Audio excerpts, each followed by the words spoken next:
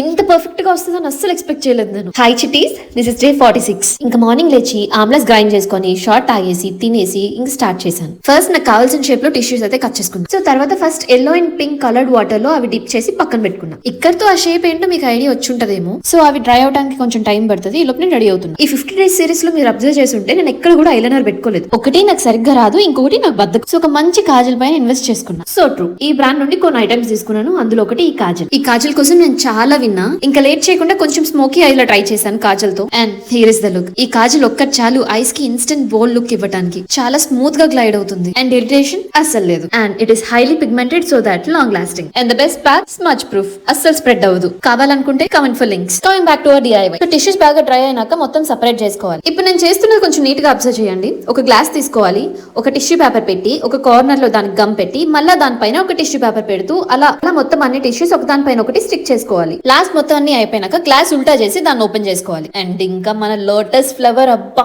నాకు ఎంత నచ్చిందంటే, నాకు లోటస్ ఫ్లవర్ అంటే చాలా ఇష్టం, చాలా అంటే చాలా ఇష్టం. అలాంటి నేను చేసుకున్నది ఇంత పర్ఫెక్ట్ గా ఇంత రియల్ గా అనిపిస్తుంది అంటే లిటరలీ నా కళ్ళలో లైట్ గా నీళ్ళు తిరిగేసాయి ఆ ఫ్లవర్ ని చూసి. సో దానికి బ్యాక్ సైడ్ ఒక బేస్ పెట్టాలి కాబట్టి మళ్ళీ గ్లాస్ లో పెట్టి బేస్ స్టిక్ చేసి డబుల్ సైడెడ్ టేప్ యూజ్ చేసి వాల్ కి స్టిక్ చేసేసాం. అండ్ ఇదిగో my cute lotus flower. And ఇలాంటివి నేను ఇంకా చేస్తాను. And that's it it is. And ఇంకా కొన్ని రీల్స్ చేసుకొని పడుకున్నా. Thank you for watching. WMB.